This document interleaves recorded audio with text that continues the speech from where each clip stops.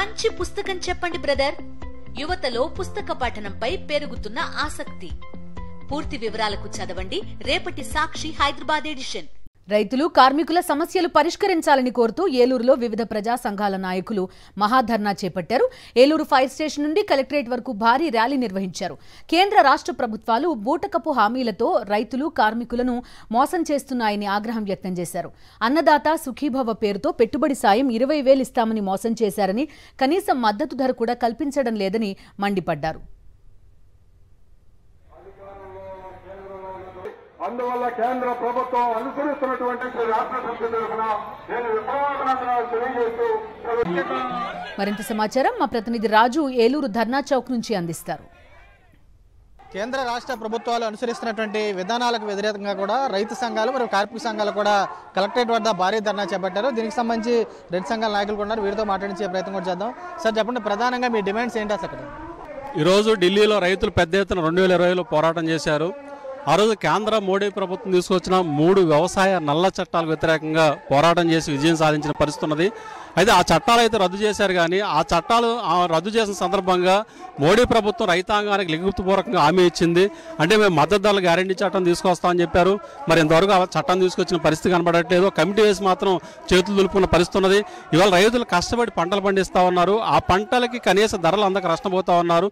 Swaminathan commission సిఫార్సుల ప్రకారం C2+50% formula ఏదైతే ఉందో ఆ ఫార్ములా ప్రకారం రైతులకి మద్దతు ధరలు అందాల్సిన అవసరం ఉన్నది. అంటే రైతులు మద్దతు ధరల చట్టం కోరుతూ ఉంటే కేంద్ర మోడీ ప్రభుత్వం మాత్రం వ్యవసాయాన్ని డిజిటలైజేషన్ పేరుతో డ్యామ్ అనే పేరుతోటి కార్పొరేటీకరించాలని చెప్పి ప్రయత్నం చేస్తూ ఉన్నది. రైతాంగానికి ఇచ్చిన హామీలు ఏవైతే ఉన్నాయో, కార్మికులకు ఇచ్చిన హామీలు ఏవైతే ఉన్నాయో వాటిని అమలు చేయాల్సిన అవసరం ఉందని చెప్పేసి మేము భావిస్తూ ఉన్నాం. కేంద్ర రాష్ట్ర ప్రభుత్వాలకు హెచ్చరిక నోటీసులు జారీ చేస్తూ ఈ మహాధర్నా నిర్వహిస్తూ ఉన్నాం. ఎప్పటికైనా రైతాంగం యొక్క కార్మికుల యొక్క సమస్యల్ని పరిష్కరించాలని చెప్పేసి మేము డిమాండ్ చేస్తా ఉన్నాం. రైతాంగం కోసం ఆలోచించినటువంటి చరిత్ర ఇవాళ మోడీకి ఉంది. ఆ మోడీని అనుసరించే చంద్రబాబుని కూడా గద్దె దించేంత వరకు కార్మికులు, రైతాంగం అలాగే ప్రజానీకం అంతా కూడా పెద్ద ఎత్తున ఉద్యమాల్లో కొనసాగిస్తాం. ఇవాళ దేశవ్యాప్తంగా సుమారు 500 కలెక్టరేట్ల ముందు ఆందోళన నిర్వహిస్తుంది. ఈ ఆందోళన మరింత ఉధృతం చేసి ఈ ప్రభుత్వాలకు వ్యతిరేకంగా పెద్ద ఎత్తున ఆందోళన కొనసాగిస్తామని ఈ సందర్భంగా ప్రభుత్వాలకి తెలియజేస్తా ఉన్నాం.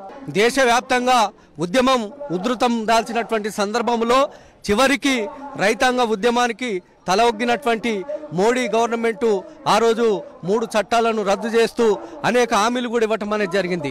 అంటే 3 సంవత్సరాలు జరిగినప్పటికీ కూడా ఇప్పటి వరకు ఈ దేశ ప్రజలకు పార్లమెంటు సాక్షిగా ఇచ్చినటువంటి హామీలు ఏ ఒక్కటి కూడా నెరవేర్చలేదు.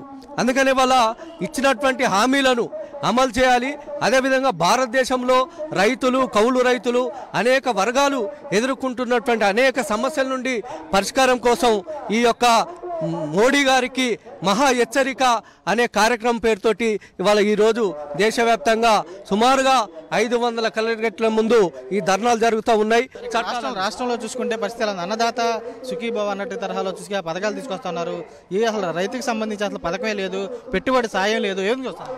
చంద్రబాబు నాయుడు అబద్ధాలకు బ్రాండు అంబాసిడర్ అనే దాంతో మరోమారు రుజువైంది. ప్రధానంగా ఎన్నికల ముందు మేము అదే చెప్పాము. చంద్రబాబు నాయుడు చెప్పుతున్నది నమ్మడానికి అవకాశం లేదు. ఎన్నికల కోసము, ఓట్ల కోసము, అధికారంలోకి రావడం కోసమే అనేక హామీలు ఇచ్చాడు తప్పితే ఈ హామీలను రేపు అధికారంలోకి వచ్చిన తర్వాత నెరవేరుస్తారన్నటువంటి గ్యారంటీ లేదు. అప్పుల నుండి లాభాల్లోకి తీసుకొస్తానన్నటువంటి చంద్రబాబు నాయుడు హామీలను మర్చిపోయి ఇవాళ డబ్బులు లేవు, ఏది చేద్దామన్నా భయం వేస్తుంది, ఆ ప్రజలకు ఇచ్చినటువంటి హామీలు అమలు చేయాలంటే భయం వేస్తుంది అనేసి మాట మార్చాడు. గ్రామీణ ప్రాంతాల్లో ఉన్న గ్రామీణ పేదలు ఉపాధి పథకాన్ని ఈ మోడీ ప్రభుత్వం కాస్త ప్రయత్నం చేస్తుంది. గత 11 బడ్జెట్లలో నిధులను కేటాయింపు తగ్గించి గ్రామీణ పేదలకి ఉపాధి లేకుండా చేస్తుంది. ఆ విధంగా సంవత్సరం 2 కోట్ల మందికి ఉపాధి కల్పిస్తున్న మోడీ గడిచిన 10 సంవత్సరాల్లో 20 కోట్ల మందికి ఉపాధి కల్పించకుండా ప్రభుత్వ రంగ సంస్థలు ప్రైవేట్ పని చేసి కొత్త నిరుద్యోగం తీసుకురావడం జరుగుతుంది. ఈ విధంగా నిరుద్యోగ యువతని పెంచి పోషిస్తున్న మోడీ ప్రభుత్వం వ్యతిరేకంగా, అలాగే రాష్ట్రంలో ఉన్న ఎన్డీఏ ప్రభుత్వ వ్యతిరేకంగా ప్రజానికాన్ని సమీకరించి కార్మికుల్ని, రైతుల్ని, వ్యవసాయ కార్మికుల్ని, ప్రజల్ని సమీకరించి పెద్ద ఎత్తున కేంద్ర రాష్ట్ర ప్రభుత్వం వ్యతిరేకంగా ఉద్యమం చేస్తామని హెచ్చరిక చేస్తున్నాం. ప్రధానంగా చూస్తే కనుక ఏదైతే కేంద్రం మరోవైపు రాష్ట్రానికి సంబంధించి రైతులకు వ్యతిరేకంగా, మరోవైపు కార్మికులకు వ్యతిరేకంగా చేసినటువంటి చట్టాలు కానీ, మరోవైపు మద్దతు ధర ఇవ్వకుండా చేసినటువంటి తీరు కానీ తామంతా తీవ్రంగా ఖండిస్తున్నామని చెప్పి వారు కూడా స్పష్టం చేసి కూడా కనబడుతుంది. విజయ్ కుమార్ రాజు, సాక్షి టీవీ, ఏలూరు జిల్లా నుంచి.